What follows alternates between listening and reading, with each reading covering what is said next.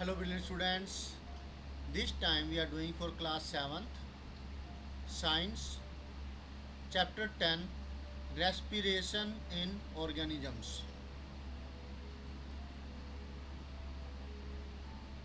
Chapter का नाम है ये और इसमें क्या है let us C. One day Bujo was eagerly waiting to meet his grandparents who were coming to the town after a year. यहाँ पर क्या हो रहा है, भुजो बहुत बेचैन है, बहुत उत्सुकता से इंतज़ार कर रहा है अपने ग्रैंड पेरेंट्स का, जो कि एक साल के बाद उसके कस्बे में आ रहे हैं. He was in a real hurry as he wanted to receive them at the bus stop.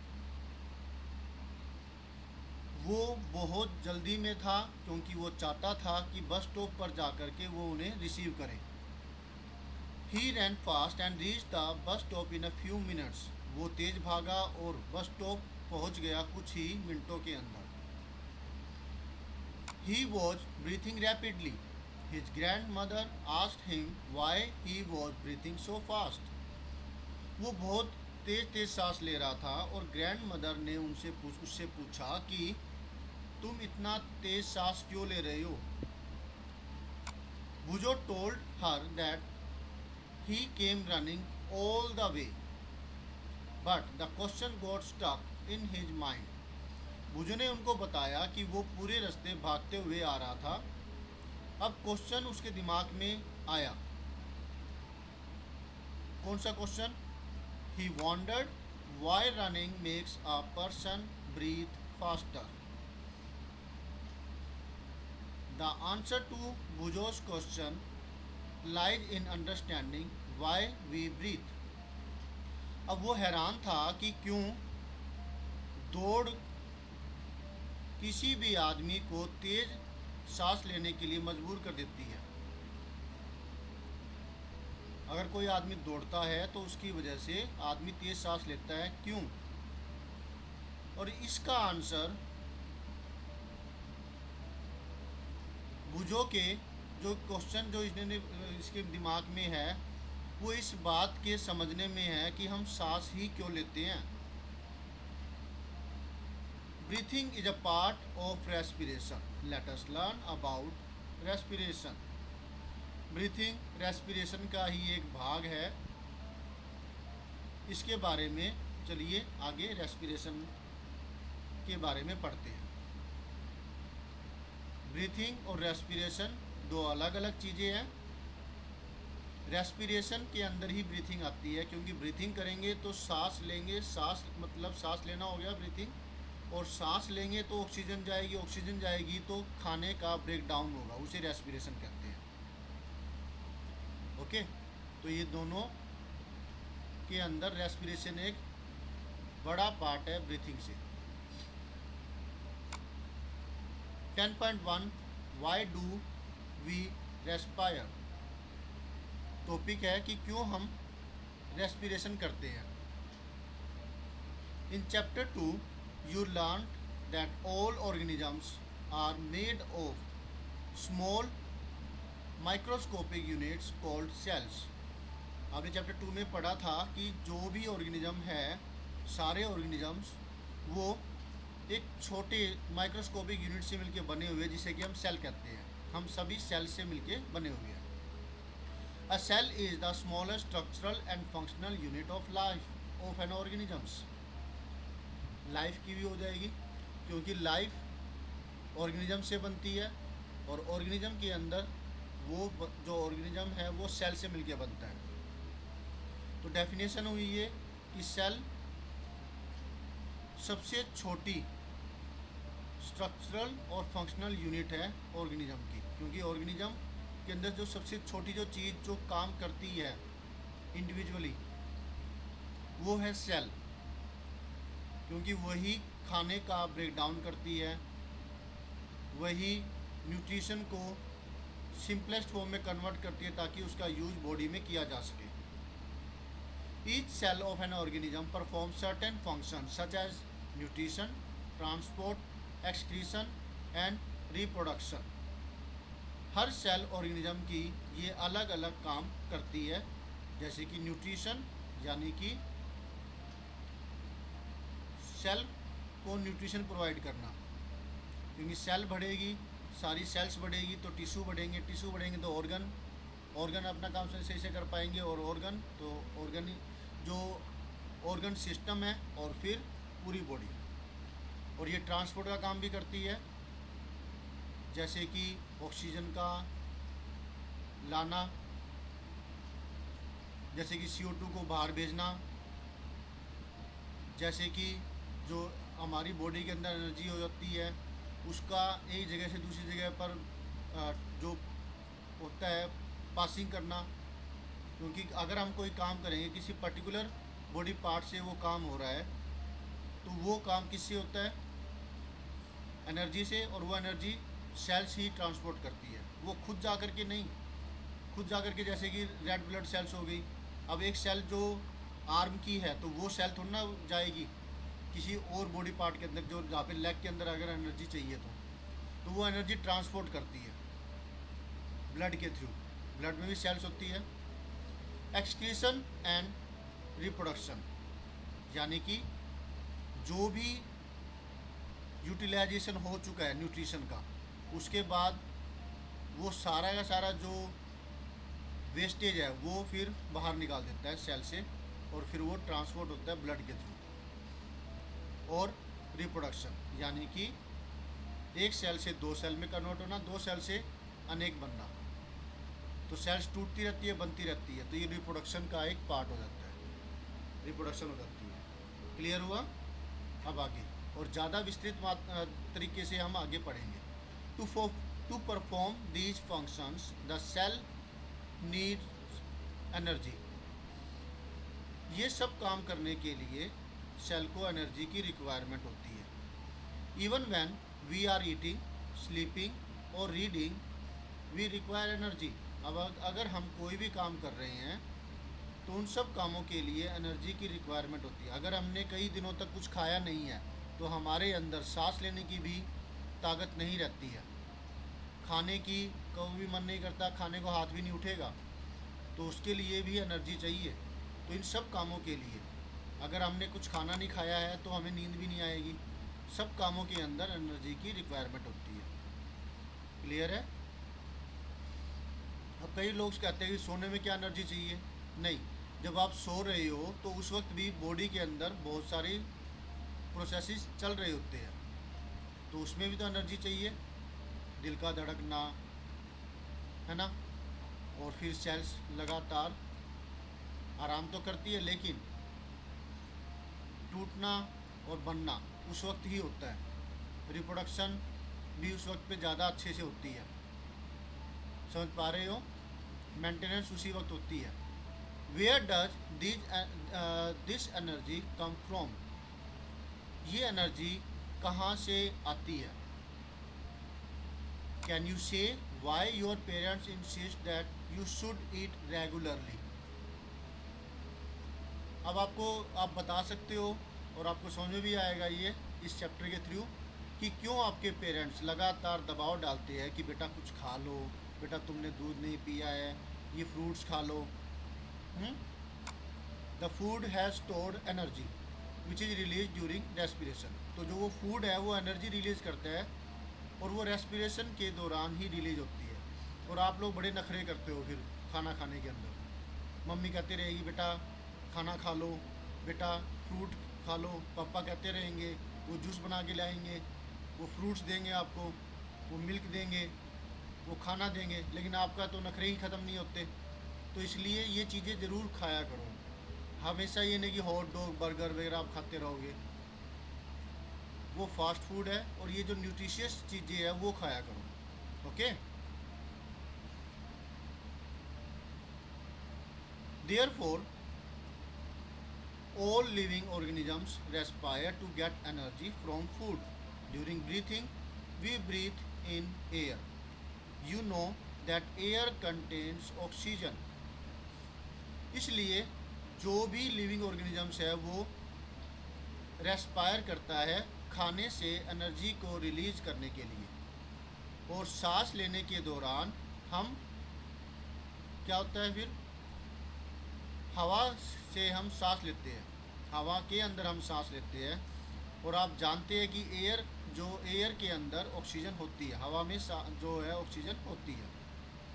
और जब हम ब्रीथ आउट करते हैं तो उसके अंदर कार्बन डाइऑक्साइड की मात्रा ज़्यादा होती है, जो कि एक वेस्ट मटेरियल होता है हमारे लिए, लेकिन पौधों के लिए नहीं, तो वो हम एक्सक्रीट कर देते हैं। The air we breathe in is transported to all parts of the body and ultimately to each cell.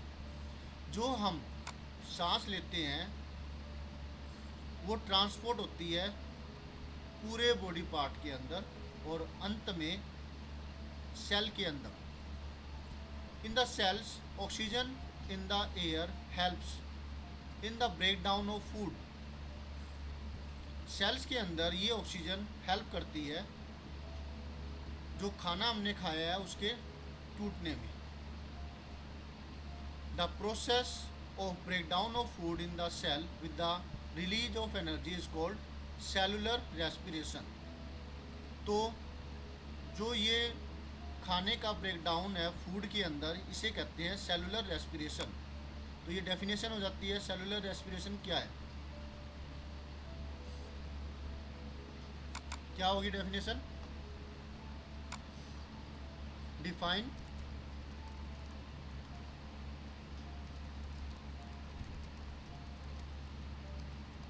cellular respiration।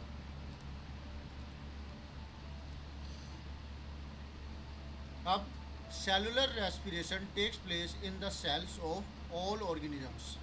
यहाँ अगर हम इसके लिए क्वेश्चन बनाए तो क्या क्वेश्चन बनेगा?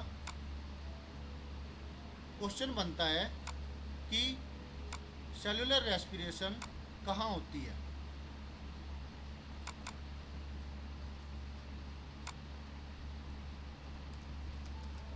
Where does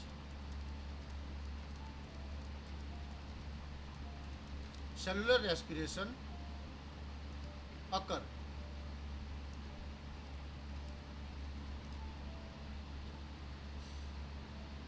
In the cell, the food glucose is break down into carbon dioxide and water using oxygen।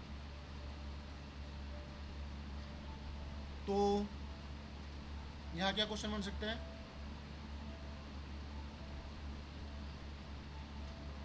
In what the food is break down.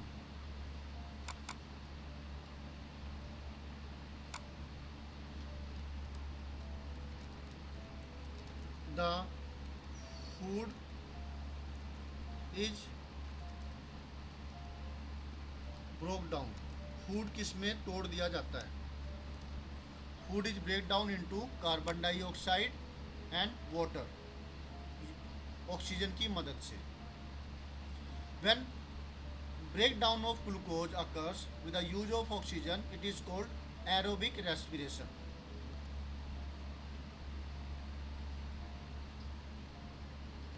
तो ये किसकी डेफिनेशन होगी?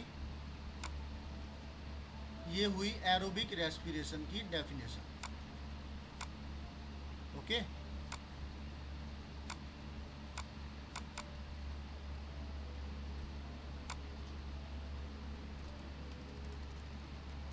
define aerobic respiration। आगे, food can also be break down without using oxygen, this is called anaerobic respiration। breakdown of food releases energy, तो ये क्या हो जाएगी? रिएक्शन।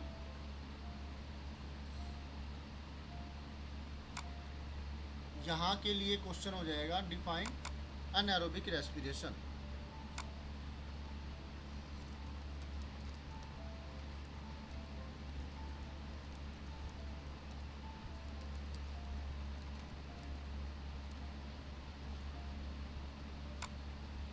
और ये जो चीज़ है ग्लूकोज ऑक्सीजन की मदद से टूटेगा carbon dioxide, water and energy के रूप में।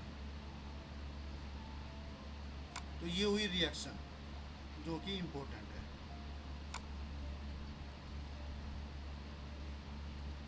वन मार्क क्वेश्चन के हिसाब से राइट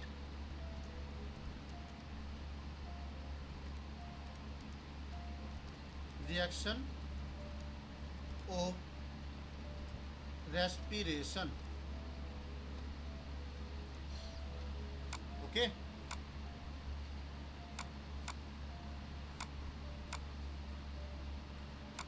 आगे you should know that there are some organisms such as yeast that can survive in the absence of air.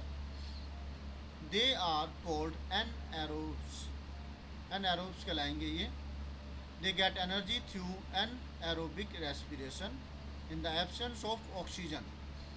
तो यहाँ क्या होगा, ऊपर वाले में ग्लूकोज टूटा था कार्बन डाइऑक्साइड, वाटर और एनर्जी में, और यहाँ पे इस केस में जो ग्लूकोज टूटेगा alcohol, carbon dioxide and energy के रूप में। तो इसकी मदद से ही शराब बनती है, अल्कोहल बनाई जाती है। तो यहाँ पे हम इसके लिए क्या क्वेश्चन बना सकते हैं, ये वाला पार्ट सारा। Define N aerobes.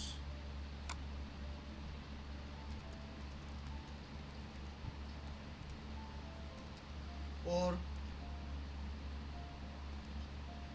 Right the reaction which occurs in them during respiration.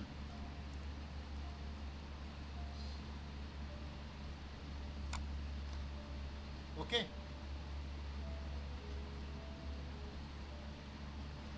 अब यहाँ पर ईस्ट के बारे में है। Yeast are single celled organisms, they respire anaerobically and during this process yield alcohol. They are therefore used to make wine and beer. तो यहाँ पे हम इसको लिख सकते हैं शॉर्ट नोट ऑन ईस्ट या what are east.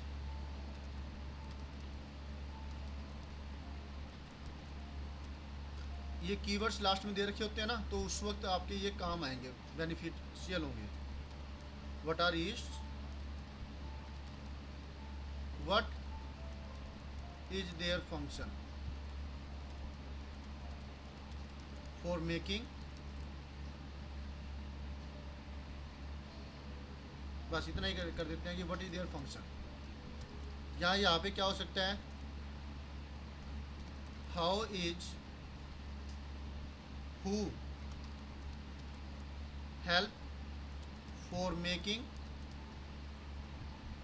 wine and beer। तो अलग अलग क्वेश्चन इसमें आप बना सकते हो, 1 मार्क क्वेश्चन, क्योंकि अब तो MCQ का टाइम है ना, छोटे छोटे क्वेश्चन है ऐसे बनेंगे। Our muscle cells can also respire anaerobically but only for a short time. When there is a temporary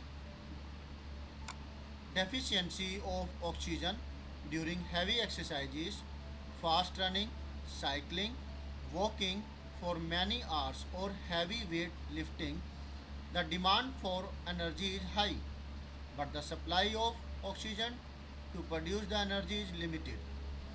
Then anaerobic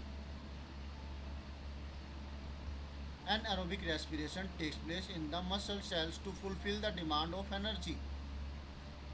तो ये रिएक्शन होगी उसकी।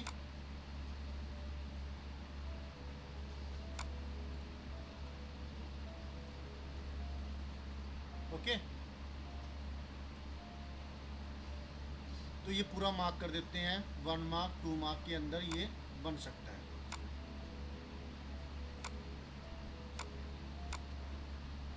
यहाँ के लिए क्या क्वेश्चन बनेगा,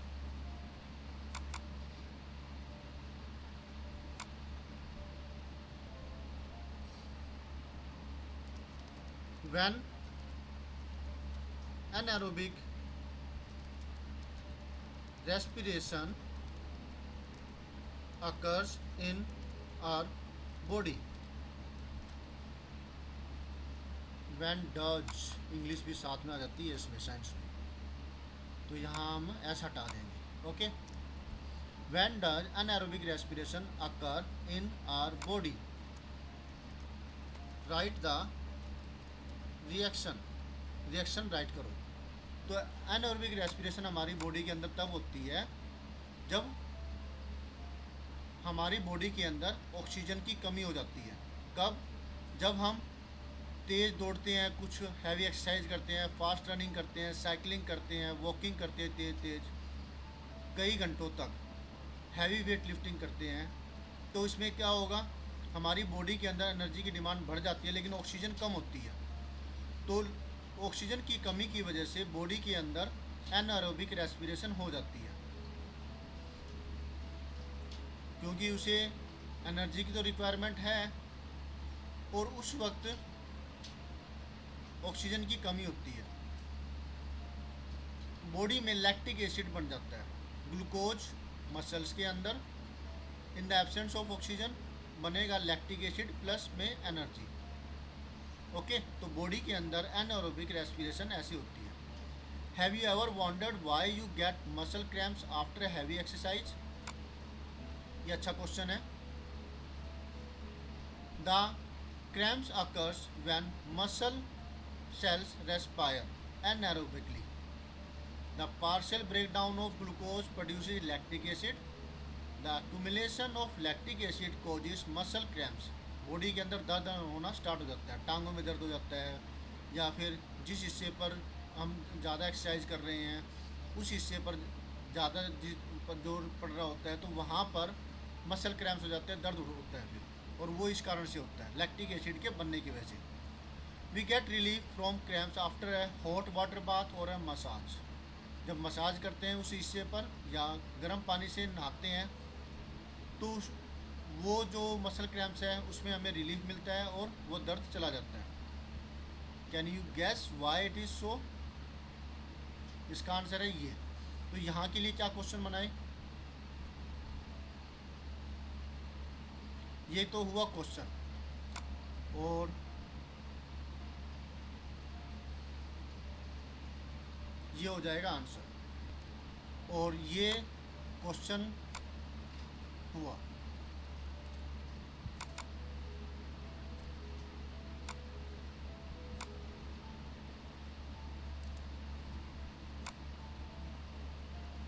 ठीक है, क्वेश्चन हमने इसी में से ले लिया.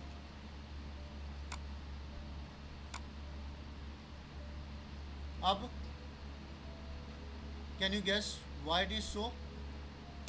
ये वाले के लिए क्वेश्चन बन जाएगा, हॉट वाटर बाथ क्या करता है, ब्लड के अंदर सर्कुलेशन बढ़ा देता है, जिसकी वजह से ऑक्सीजन की सप्लाई मसल के उस हिस्से में बढ़ जाती है, और ऑक्सीजन की सप्लाई की बढ़ने की वजह से जो पार्शियल ब्रेकडाउन हुआ था वो कंप्लीट हो जाता है. Complete breakdown of lactic acid into carbon dioxide and water.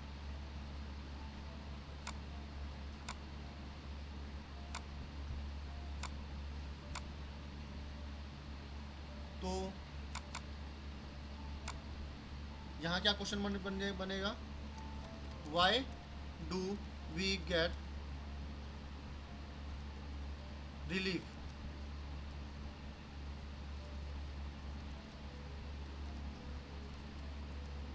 From cramps after a hot water bath और अ मसाज? ओके. तो स्टूडेंट्स इतना हमने कर लिया. इसके बाद का टॉपिक हम आगे नेक्स्ट वीडियो में करेंगे. Thank you for watching your on video. इसको अच्छे से समझिए और करिए. अपनी बुक के अंदर भी साथ में ऐसे मार्क कर लीजिए. आप अपना खुद के क्वेश्चन भी बना सकते हैं, छोटे छोटे क्वेश्चन बना लीजिए. ये होते हैं नोट्स मेकिंग. मैंने क्या किया है, इस चैप्टर को तोड़ दिया है, टुकड़ों में बांट दिया है, जिसकी वजह से आप इसको आसानी से लर्न कर सकते हैं. Thank you for watching your on video. मिलते हैं नेक्स्ट वीडियो में नेक्स्ट टॉपिक के साथ. Bye.